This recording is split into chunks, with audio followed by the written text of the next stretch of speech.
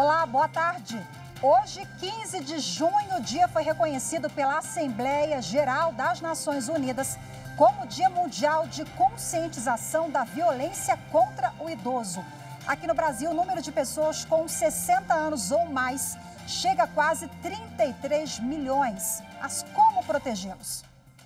Esse é um dos assuntos do Jornal da Justiça, primeira edição de hoje. Vamos aos outros. No último dia da audiência pública sobre o sistema prisional, participantes debatem formas de redução da população carcerária. Em seminário online, ministro Luiz Fux destaca o uso de tecnologia para acelerar os julgamentos no judiciário. Pelo gerenciamento estratégico das demandas submetidas à corte, com o fim de justamente identificar essas demandas repetitivas.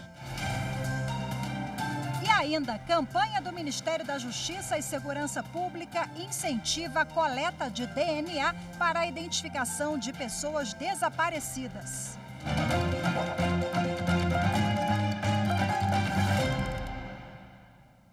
Terminou hoje a audiência sobre monitoramento prisional realizada pelo Supremo Tribunal Federal. Em 2 dias de debates, especialistas, autoridades, representantes do poder público e da sociedade civil discutiram falhas no sistema que levam ao desrespeito aos direitos fundamentais dos presos.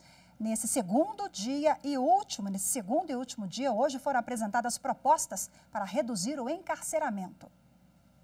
A política de encarceramento que leva à superlotação dos presídios e situações degradantes vividas pelos presos. O segundo dia de audiência pública foi marcado por depoimentos e relatos que confirmam a falência do sistema prisional. O que se verificou no levantamento realizado nas inspeções deste núcleo é que 70% das unidades não fornecem sequer sabonete, o item tão básico, de forma suficiente. 75% das unidades prisionais paulistas não fornece absorvente em quantidade necessária às mulheres. Nunca tivemos algum tipo de prisão humana ou minimamente garantidora de direitos. A reunião convocada para debater formas de garantir o cumprimento de um habeas corpus coletivo que prevê a substituição da prisão preventiva pela domiciliar, no caso de pais ou responsáveis por menores de 12 anos ou pessoas com deficiência, teve sequência nesta terça-feira, com destaque para falhas que aumentam a população carcerária.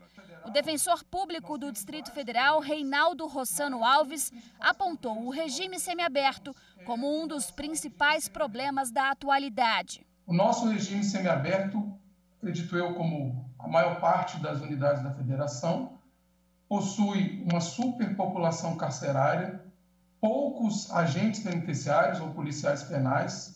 A Frente Estadual pelo Desencarceramento de Pernambuco ressaltou a demora nos julgamentos como um dos fatores que fazem com que hoje o Brasil seja o terceiro país com a maior população carcerária do mundo, cenário que vem se perpetuando a cada ano. 41% privada de liberdade não tem condenação definitiva.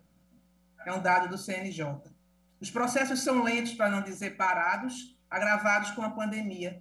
De uma maneira geral, a audiência apontou a política de combate às drogas como a principal causa da superlotação dos presídios. Nesse sentido, a maioria dos participantes da reunião cobrou o julgamento de um recurso extraordinário que está no STF e que prevê a descriminalização do uso das drogas. Em recente pesquisa realizada pelo Núcleo de Atendimento Prisional da Defensoria do Amazonas, constatou-se que 60% da população carcerária feminina está relacionada com o crime de tráfico de drogas. E neste rol, ministro, a quantidade de droga em questão não ultrapassa 100 gramas de substância. Ao final da audiência, o ministro Gilmar Mendes reforçou que a prisão de pessoas que cometem delitos menores tem um efeito inverso na segurança pública e contribui para aumentar a criminalidade. Dito de outra forma, a manutenção do sistema nas proporções atuais contribui para que as pessoas detidas por crimes menos graves se tornem progressivamente mais perigosas nas escolas do crime que foram instaladas no interior dos presídios. O ministro afirmou que as informações recolhidas na audiência reforçam a necessidade de dar sequência ao cumprimento do habeas corpus, que prevê a substituição da prisão preventiva pela domiciliar, e concluiu, levantando a possibilidade de ser feita uma proposta de lei sobre tudo o que foi debatido na audiência. Talvez no próprio contexto, talvez de um código de responsabilidade social, ou mesmo de uma lei em apartado, de um capítulo ou um tratamento autônomo sobre uma lei de responsabilidade penitenciária, que incorpore inúmeras propostas e sugestões formuladas na data de ontem e de hoje. E nesta manhã, o presidente do Supremo Tribunal Federal, ministro Luiz Fux, fez a abertura do seminário sobre gerenciamento de precedentes e admissibilidade de recursos, promovido pelo STF e pelo Superior Tribunal de Justiça. O seminário, que acontece até o próximo dia 17, tem o objetivo de otimizar o trabalho da Justiça por meio da gestão eficiente de precedentes, para evitar o envio aos tribunais superiores de processos que poderiam ser finalizados na origem.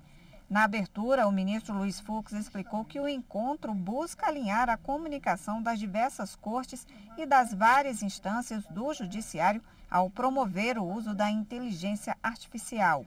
Ele citou o esforço que tem feito desde que assumiu a gestão da corte para dar celeridade aos processos e garantir segurança jurídica com a criação de uma secretaria que identifica e avalia os recursos de demandas repetitivas, firmando teses e acelerando julgamentos. Foi elaborado e efetivado um novo arranjo administrativo no organograma do Supremo Tribunal Federal, criando-se a Secretaria de Gestão de Precedentes e o seu núcleo de gerenciamento de precedentes, ambos responsáveis pelo gerenciamento estratégico das demandas submetidas à Corte, com o fim de justamente identificar essas demandas repetitivas e de firmar teses jurídicas aplicáveis a ela, diminuindo a avalanche processual a partir da uniformização e da harmonização de entendimentos jurídicos sobre determinados temas.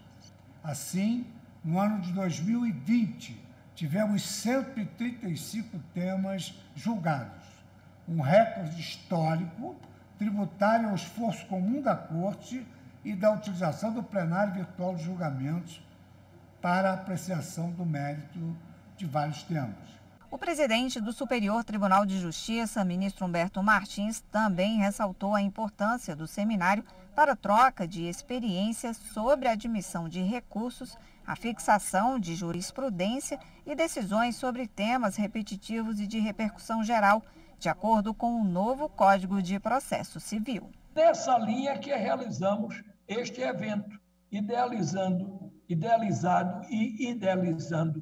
manter entendimentos numa parceria diretamente com o maior tribunal, que é o Supremo Tribunal Federal, que é a última instância, objetivando elucidar junto aos magistrados e servidores para que tanto os tribunais do país e as turmas recursais possam, através dos temas mais variados e dos procedimentos relacionados, trazer um melhor gerenciamento em busca da repercussão geral e dos recursos repetitivos. O ministro Nunes Marques, do Supremo Tribunal Federal, suspendeu a decisão da CPI da pandemia, que quebrou o sigilo telefônico e telemático do ex-secretário executivo do Ministério da Saúde, Élcio Franco, que atuou durante a gestão do ex-ministro Eduardo Pazuello, e também de Hélio Angotti Neto, secretário de Ciência, Tecnologia, Inovação e Insumos Estratégicos em Saúde da pasta. Para o ministro do Supremo, os fundamentos de quebra de sigilo, do jeito que foram apresentados, não têm a necessária aptidão para justificar a medida.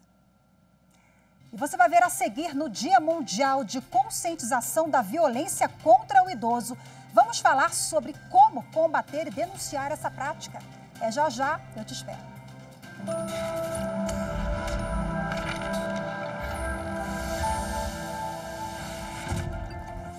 Constituição da República de 1988 o marco teórico do Estado Democrático de Direito, destacando assim o início da democracia no Brasil. Isso porque houve uma grande união na busca em comum da mudança e da organização do Estado de forma positiva e eficaz, enquanto garantidor de direitos e norteador dos deveres do cidadão.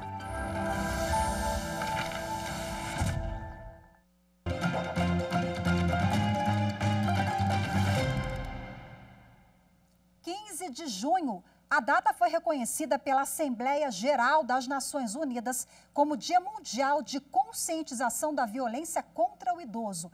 Aqui no Brasil, o governo federal lançou uma campanha com o tema Fortalecendo as Redes de Proteção de Direitos, para promover o enfrentamento à violência contra pessoas acima de 60 anos.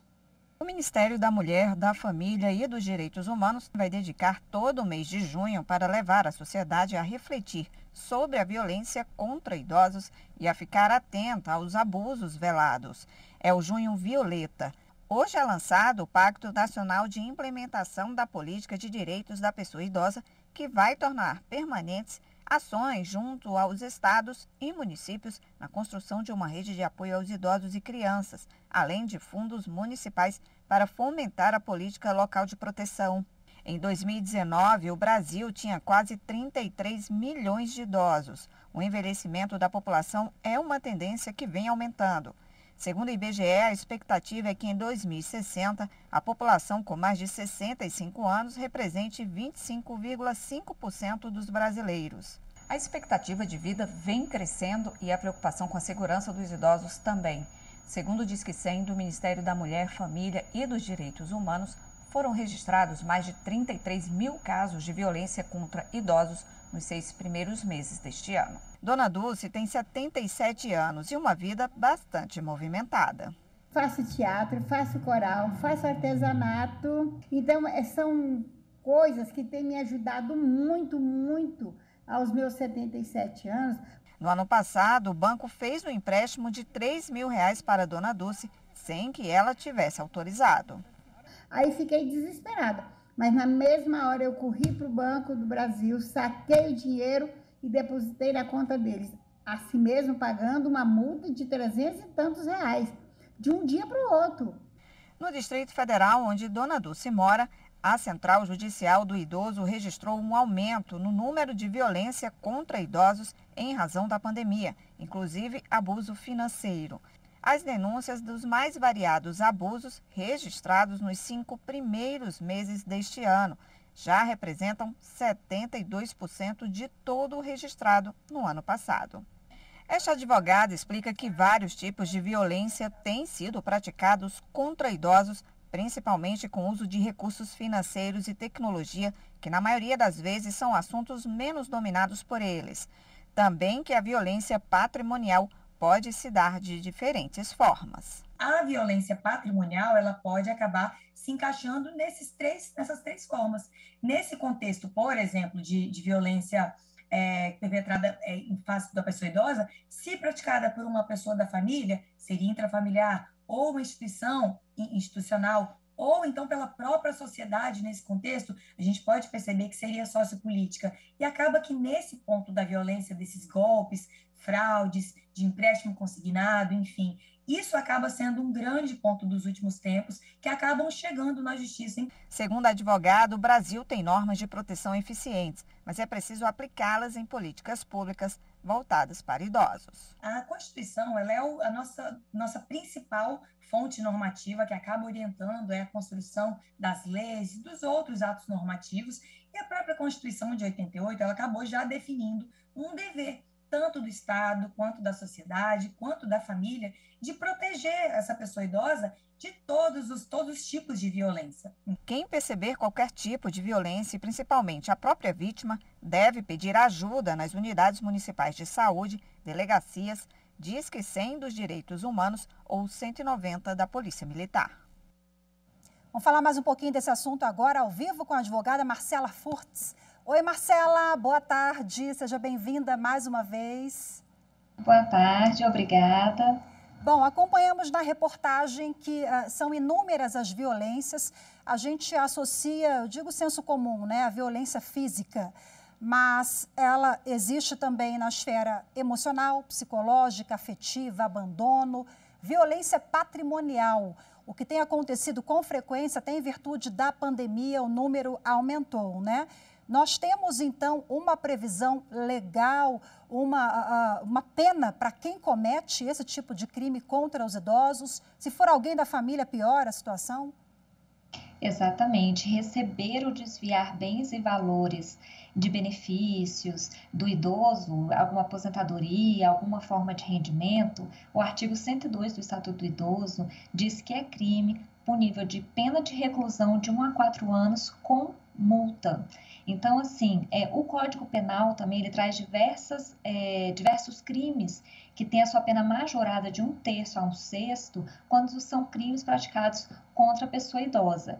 Por quê? É uma pessoa em estado de vulnerabilidade e geralmente são crimes cometidos por pessoas do âmbito familiar, pessoas de confiança, às vezes um cuidador, uma pessoa muito próxima. Então, essas penas, quando tem, por exemplo, o estelionato sentimental, muitas vezes, um estelionato porque é da relação de confiança, nesse caso também tem a pena majorada também, a pena ela é aumentada porque é contra a pessoa idosa e foi praticado por alguém de confiança dessa pessoa idosa. O que é o estelionato sentimental, que você citou há pouco? É que muitas vezes a pessoa utiliza do sentimento, da confiança daquela, para poder colocar como se você colocasse um pano e pegasse ali o dinheiro, fizesse um empréstimo, faz um empréstimo para poder me ajudar, e aí quando você vê aquele idoso fez um monte de empréstimo consignado, muitas vezes na sua pensão, que lhe falta uma verba até para sua própria subsistência, né? E quais são os sinais? Né? Nós vimos também na reportagem, sabemos que a Constituição ela elenca como todos os parceiros que precisam estar atentos. É a família, um vizinho, a sociedade, o Estado, claro, também tem o seu papel, mas como é que eu posso observar que tem alguma coisa esquisita ali com o meu vizinho, a quem procurar?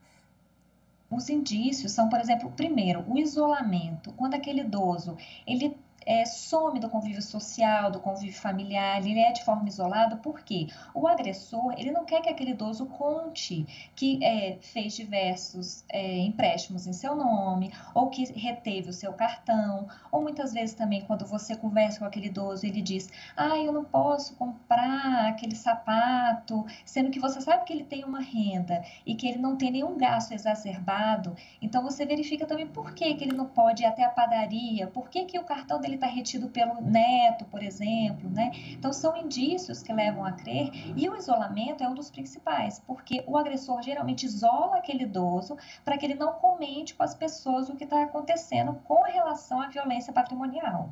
Abandono afetivo também é uma conduta, é crime, ou o responsável pelo aquele idoso, o filho, pode responder ou ser acionado por abandonar o idoso num asilo ou sem estrutura adequada dentro de casa?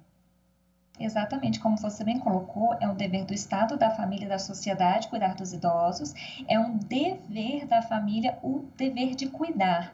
E violência contra a pessoa idosa é qualquer ação ou omissão que lhe cause morte ou sofrimento físico e psicológico. E no caso do abandono afetivo, você deixa aquela pessoa, às vezes não tem um abandono material, né? Tem aquele suporte financeiro, você colocou aquele idoso numa casa, num asilo, por exemplo, de convivência, mas você não visita, você não tem aquela convivência familiar que também é uma garantia constitucional. Isso acontece o abandono afetivo, porque vai causar um dano psicológico e emocional para aquele idoso. E a nossa Constituição já também configura o afeto como um princípio constitucional. Então, quando a gente fala de relações entre pais e filhos, essa relação é assim, entre pais e filhos para pais. Porque os filhos, quando os pais ficam idosos, eles também têm esse dever de cuidar. E quando a gente fala de dever constitucional de cuidar, hoje essa interpretação ela vai muito além do dever material apenas. Ele engloba também ali o afeto, a convivência familiar, a convivência social. Daí a importância dessa data também para a gente chamar a atenção da sociedade. Anunciamos uma campanha do governo federal em prol justamente dessa conscientização, porque a gente esquece, né, a gente, sociedade, população, que vamos envelhecer, estamos envelhecendo, né? Marcela, muito obrigada pela sua participação. Ótima tarde para você, até a próxima. Eu que agradeço, muito obrigada pela oportunidade. Tchau, tchau. Daqui a pouquinho, campanha de coleta de DNA para identificação de pessoas desaparecidas do Ministério da Justiça. Os detalhes, já já.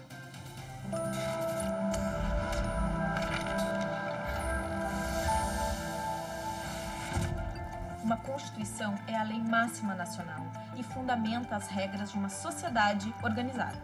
O Brasil, desde a sua independência, teve 7 constituições e a nossa Constituição Federal, de 1988, que é a Constituição atual, foi escrita durante o processo de redemocratização do Brasil, sendo conhecida por essa razão como Constituição Cidadã, pois garantiu à democracia o direito de eleger um dos nossos presidentes e governantes e estabeleceu uma série de direitos individuais e coletivos.